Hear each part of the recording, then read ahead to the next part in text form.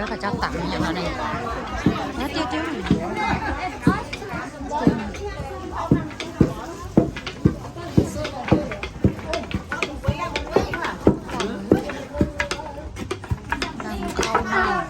ข้าวเมาเด้อนี่เด้อ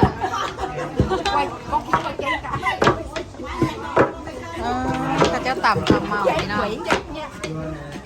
smells good มันได้ข้าว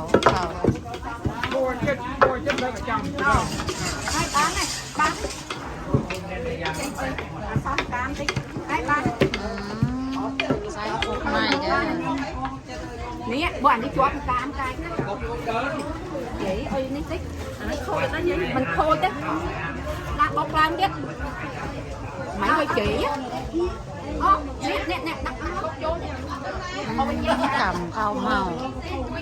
ตำไฮโซให้เบิ่งเลยนี่bóc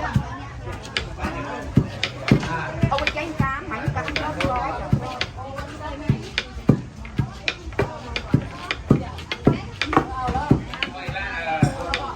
วันก่อนมันเกิดให้ช่วยไปทีนะโคเมเพลงแห่นั่นเพลงแห่รอบไหนเดินข้าวได้นะคนตามมาอย่างนี้มันตำแล้วเราได้หนีตำแล้วล่ะหม้อกับปุ้นกับหม้อมันไงmày cho cám nó sói này cái sói này ทุกคนนั่นเองครับ mình bổn có cái xả tay tích học học sangไปกดเบียดอยู่นะ โอเค ตำให้กินสดๆเลยพี่น้อง สาธุนะทุกคนยังมันตอนนี้ไปดำน้ำไปกินอย่างจริงแจ๊แจ๊เรียนเรียวแต่ทุกข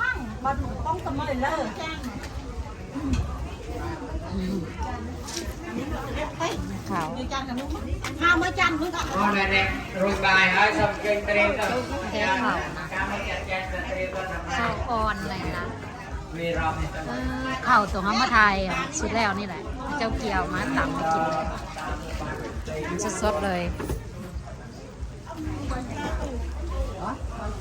มันร้อนไปหน่อย Đáo vô, nhôm, xà bài, đáo vô ข้าวเดี๋ยวนี้ Vô Và hai thay ข้าวตัวนี้แหละเพื่อนเอาไปตำมานะมันทรงนี่ Việc dòng nam nhân tay ข้าวสุดแล้วนี่เขามาลูกบัวกับ Thôn cá nước bố ข้าวนี่เด็ Bố, hai chân quân nhân hai bố แกละเด้อโอ้ลมรถกันสิประมาณนี้แหละลมนี่เด้ดอกบัวที่ว่า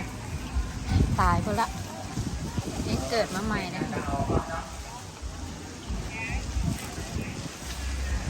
แนะนำเรียนไตรแข่งกันก็เรียนจำ คนกับโบมาหลายปันใดดอก เรียนจำแน่เจ้า มันหนาวมันลมข้าเจ้าอันน้ำละข้าเจ้ากับเมือตักบาทแล้วแล้วข้าเจ้ากับเมือข้าเจ้าว่าสีแฮต้นมาสังทาเบิงเด้อข้าเจ้าสีแฮบ่ตัวนี้ก็ได้ขายอยู่ข้าวหลามเราเราจะไปทางนั้น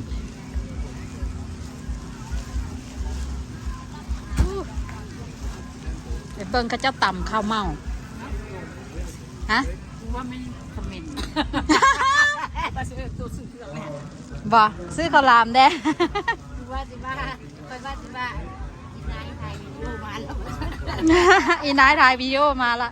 บอมันมีอีนายหนึ่งเล็ก วางหน่วยบักง่ายสะอื่นสาวเกือบเบิร์ดแล้วได้นี่ขันจะมาเหมาเกือบเบิร์ดแล้วได้บักเขียบบักม่วงใหญ่พักกันนั้นก็ใกล้สิเบิร์ดละแล้วก็เดา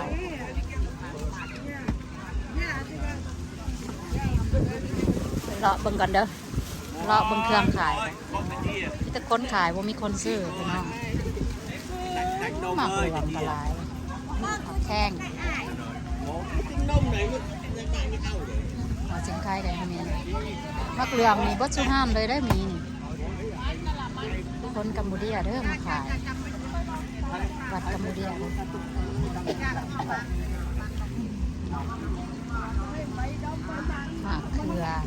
งละ5ปอกให้เรียบร้อยบักน้อยบักบัวบักน้อยปอกให้เรียบร้อยใส่แกงพร้อมใส่แกงเลยมา10 ดอกพักอีกเลิศพักนางเลิศ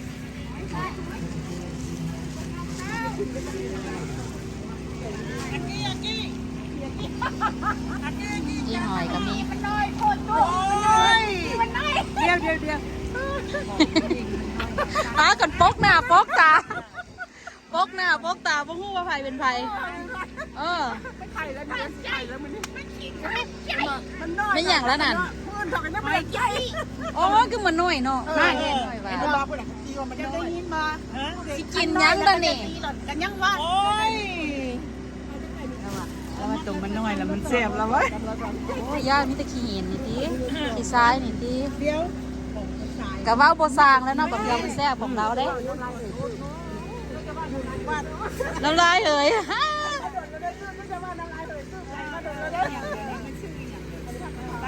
ซื้อใบตะเภาไปพัด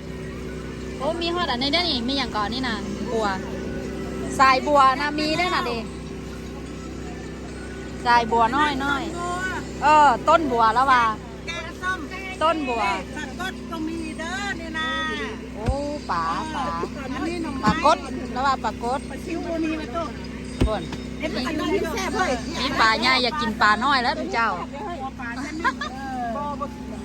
มีปลาใหญ่อยากกินปลาน้อยนี่นะ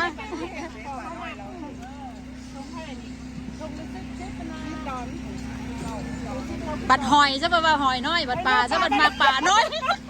ทุกเจ้านี่สิเอาจังใดกันดีฮะ แซ่บปลาน้อยมัน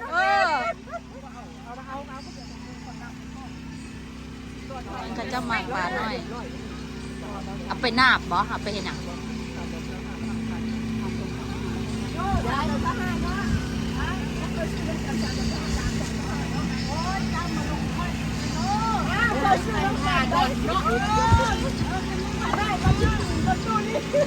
รุ่นให้5 ดอนค่าฝนตกบ่ประจำโอ้น้ำอ้อยกันหนาวเด้เบื้องห้านนี้ดูเอ้ยตายแล้วดักจ้ะเย็นดักเละห้านนี่กันบาดคอยนึกว่าเจ้าปูมาเอาต้นไม้อย่างนั้นมันรัดได้พวงแต่3 เดือนละ แล้วปูมาปะเจ้าปูได้ออกมาหลายเนาะสุดนี่เนาะ น้องบอเพราะเอาต้นนั้นมาส่งให้เรานะเราประมาณเดือน ป้าหน่อไม้พักขาผักซีหน่อไม้เด้อ เจอแล้วมาขอฝากดิดู รัด โอ้ยลูกเขาเด็กพอดีมันฝากแล้ว เราหอบไปหอบมาอยู่นั่น ค่อย3 เดือนแล้วก็มาหลัดเรานี่นะ เจ้าคือโบโทรหาเราบัดเรามาทิศแล้วนี่เรามาอยู่มาอันวัดนั่นน่ะทิศนี้เราบ่ได้มาโอ้ต้นอันดอกแคเด้อพี่น้องแกงใส่ป่าในแซ่บ ไม่ได้ขายจะกันหรอก ไม่ไกล เอาฝากโอ้ยรบกวน sorry แล้วอันแบกไปแบกมาจนสีออกดอกแล้วนะ จนสีออกดอกแตกงาแตกดอกเบอร์ละ 3 เที่ยวนะ อันใดอันนั้นอัน เห็นได้เลยวัน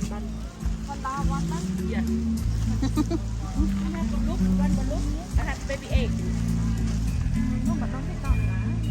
ผักขาแบบงามนี่มีอย่าง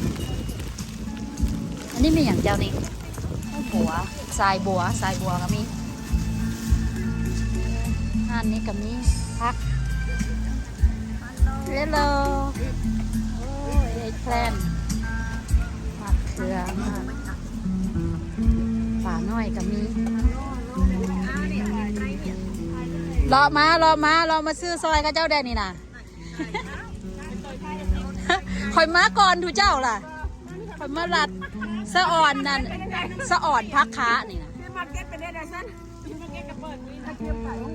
พี่มาเก็ตกับเจ้ากระขายพักสีงามเด้อทูเจ้ามักเห็ดอ้อเห็ดแกงน่ะ ให้กินนางเอ้ยผู้เดียวคือบ่ออกเขาเห็นเจ้าเห็นกับแม่เจ้าก็เลยโอ้ยอย่าอยู่ใกล้เด้อ ค่อยกันยังเอ้ยตู้นั้นเห็ดตลอด เห็นตลอดจ้ะ อ่าจังหน่อยเรากลับมาเลาะซื้อละนี่แถมราคาแกงหน้ำไม้นะหน้ำไม้คือ เขาจะกับเมนนี้นะ ผักคะ เป็นผักคะโอ้ยงามบนบานเขาจะกินผักเนาะน้องวันน่ะแบบงามนั่นนี่นะ ผักซีกับงาม นี่นะบ้านผักกันนะไปได้หรอเก็บไว้ข้างไปเนาะอ๋อจะแป้งตัวดีดาแล้วกัน นี่ฮอตดนตรีเด้อแถวนั้น fish ต้นไตรกับเอากระดักลุยให้ oh fish ไตรเงียบ how much อันนึงบอกเรียกทานนะ how much she say $10 oh $10 oh okay that's good อันนึงเป็นเกียรตินะ $10 okay let me tell my mom if she coming over there เขายกไปยกร่าง